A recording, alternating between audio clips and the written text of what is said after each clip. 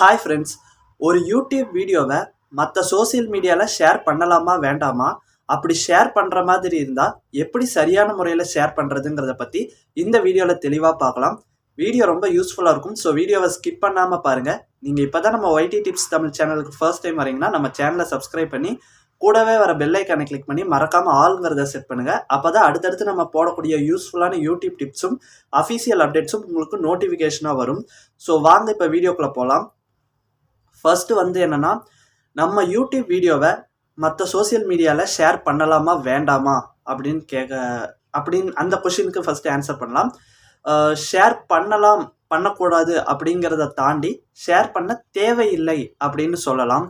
ஏன்னா யூடியூப் ஒன்றும் அவ்வளோ ஒரு கவலைக்கிடமான நிலையில் இல்லை. யூடியூப்பில் மில்லியன் பில்லியன் கணக்கில் ஃபாலோவர்ஸ் யூசர்ஸ் இருக்காங்க.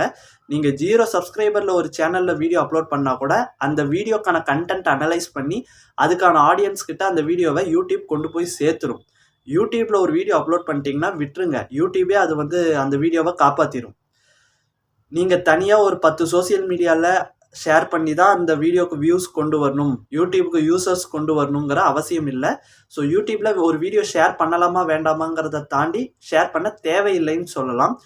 இல்லை ப்ரோ, நான் கட்டாயம் என்னுடைய வீடியோவை ஷேர் பண்ண வேண்டிய ஒரு கட்டாயத்தில் இருக்கேன், எப்படி கரெக்டாக ஷேர் பண்ணுறது அப்படின்னு கேட்டிங்கன்னா, ஸோ அடுத்து அதை பற்றி பார்க்கலாம். அதுக்கு முன்னாடி ரொம்ப முக்கியமான ஒரு விஷயம், நம்ம பெய்டு தம்ப்நெயில் சர்வீஸ் பண்ணிக்கிட்டு இருக்கோம். உங்கள் யூடியூப் வீடியோஸுக்கு ஒரு கம்மியான பட்ஜெட்டில் ஒரு நல்ல தம்ப்நெயில் வேணும் அப்படின்னு ஆசைப்பட்டீங்கன்னா ஸ்க்ரீனில் ஒரு மெயில் ஐடி தரேன். அந்த மெயில் ஐடிக்கு கான்டாக்ட் பண்ணுங்கள். என்ன டீட்டெயில் என்ன ப்ரைஸுங்கிறத அவங்க சொல்லுவாங்க. ஸோ வாங்க ரெண்டாவது விஷயம் என்னன்னு பார்க்கலாம்.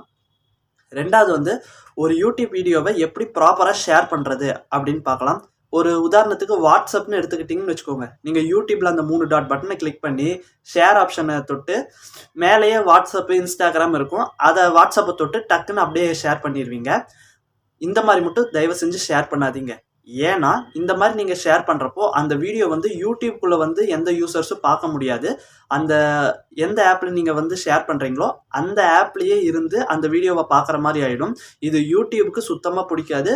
யூடியூபுக்கு ஒரு பேட் சைன். உங்கள் வீடியோவை அதுக்கு மேலே ப்ரொமோட் பண்ணாமல் அப்படியே அமுக்கிடும்.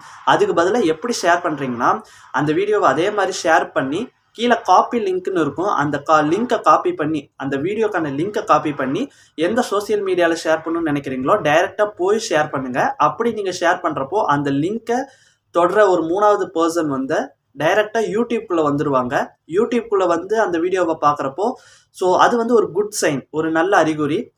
பத்தாவதுக்கு ஒரு மானிட்டைஸ் ஆன யூடியூபராக இருக்கீங்க அப்படின்னா அப்படி உள்ளே பார்க்குறப்போ தான் யூடியூப் அந்த இடத்துல ஆட் பிளேஸ் பண்ணும். ஆட் பிளேஸ் பண்ணுறப்ப தான் உங்களுக்கு ஒரு வருமானங்கிற ஒரு விஷயம் வரும்.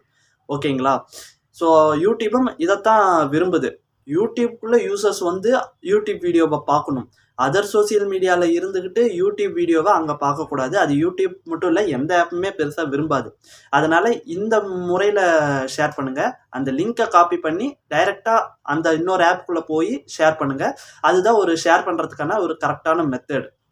ஓகே, இந்த வீடியோவில் ஷேர் பண்ணுறதை பற்றின விஷயங்களை பற்றியும் ஷேர் பண்ணலாமா வேண்டாங்கிற பற்றின டீட்டெயில் பற்றியும் தெளிவாக பார்த்துருக்கோம். இந்த வீடியோ ரொம்ப யூஸ்ஃபுல்லாக இருக்கும்னு நினைக்கிறேன். வீடியோக்கு ஒரு லைக் போடுங்க. அடுத்த ஒரு நல்ல வீடியோவில் சந்திக்கலாம்.